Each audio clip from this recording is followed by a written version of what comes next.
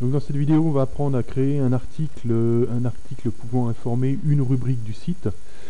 Donc les articles, il y en a une centaine sur le site déjà. Donc lorsqu'on navigue là par exemple sur les classes, voilà, je clique, sixième, là on est dans les rubriques et sous-rubriques. Et lorsque j'arrive sur la classe de sixième, ici vous avez un article proprement dit, dans sa globalité. Donc dans un article, le contenu d'un article, vous avez un titre, 6e C, compte rendu de la classe, voilà. Vous avez ici une date qui est la date de création de l'article, une modification de l'article. Donc il a été créé le 19 octobre à 13h56. Le rédacteur de l'article, donc là en l'occurrence c'est PR, c'est des initiales. Donc par défaut on utilisera des initiales pour créer pour identifier l'auteur de l'article.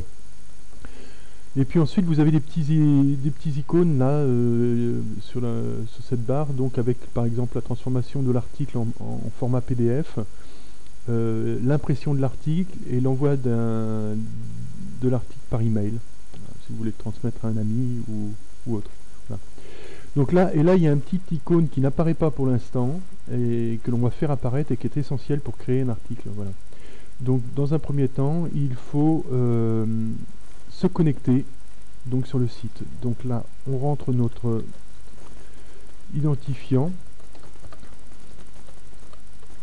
et le mot de passe et on se connecte.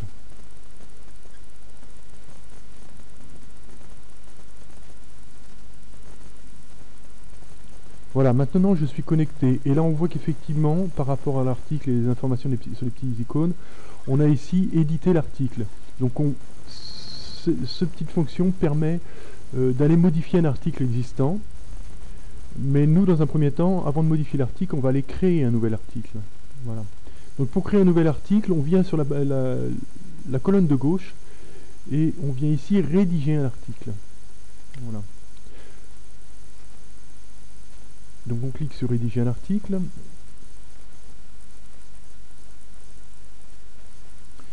Voilà. Et là vous avez donc l'interface et le petit éditeur qui est ici, qui permet donc de rédiger l'article. Donc on retrouve les grandes parties de l'article. Donc ici le titre que l'on va taper. Voilà, Toto. Ici c'est le pavé principal, c'est là qu'on va mettre tout le contenu de texte, de vidéos, de photos, etc. etc.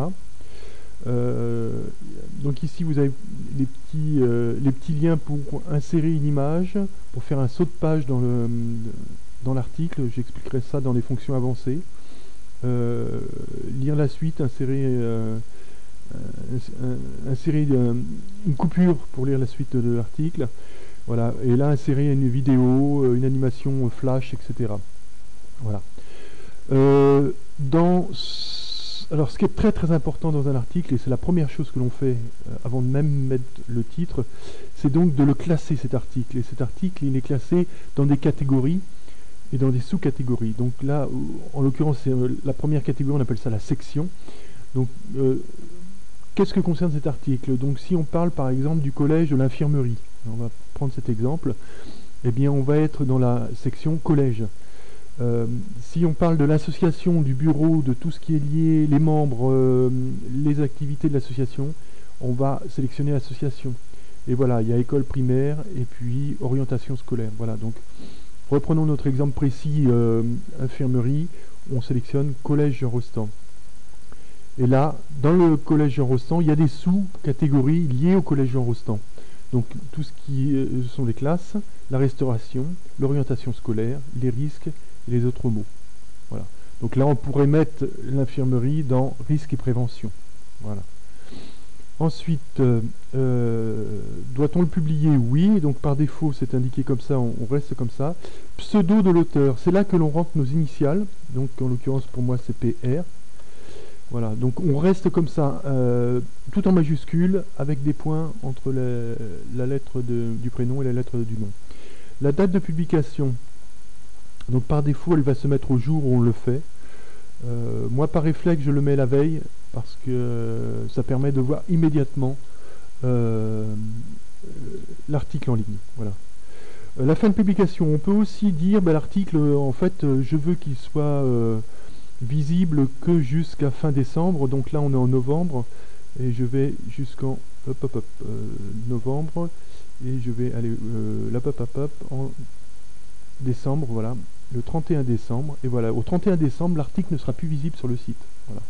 Ou alors, par défaut, on supprime et on laisse la case vide, et là l'article sera régulièrement et pour toujours visible. Voilà. Après, il y a des niveaux d'accès de cet article que vous allez créer.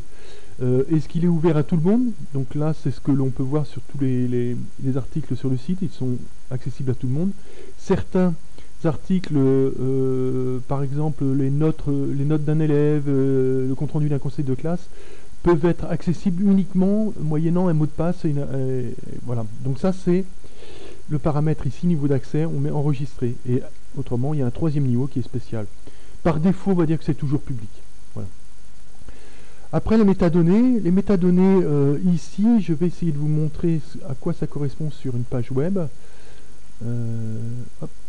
Alors, voilà. Je vais ouvrir une page web. Et je vais aller sur un article, on va aller sur Parents et Os, par exemple. Voilà. Et les métadonnées, donc ici, on a ici, c'est le descriptif que l'on retrouve ici, en noir. C'est ça, c'est ce que l'on informe. Voilà. Donc, dans un article, tout article doit avoir la métadonnée. C'est le descriptif qu'on retrouvera sur Google, les premières lignes qui décrivent l'article. Voilà. Donc, je reviens sur ma page. Voilà. Donc là, je mettrai, par exemple, si on parlait de l'infirmerie de l'école, voici l'infirmerie du collège Jean Rostand. Donc c'est très important pour le paramétrage et pour le référencement ensuite d'avoir ce descriptif. Et les mots-clés, c'est les mots-clés qui identifient en fait cet article et qui vont, pour les moteurs de recherche tels que Google, Yahoo, etc., permettre d'identifier par rapport à des mots. On va taper infirmerie, collège par exemple, et bien l'article là, le texte là sortira sur Google. Voilà. Donc là, par exemple, on peut mettre collège, on va mettre Jean Rostand, on va mettre le lieu et Eauze, on va mettre, c'est dans le département du Gers, on va mettre Midi-Pyrénées aussi, et on va mettre infirmerie en mots-clés, et on va mettre soins aussi. Voilà.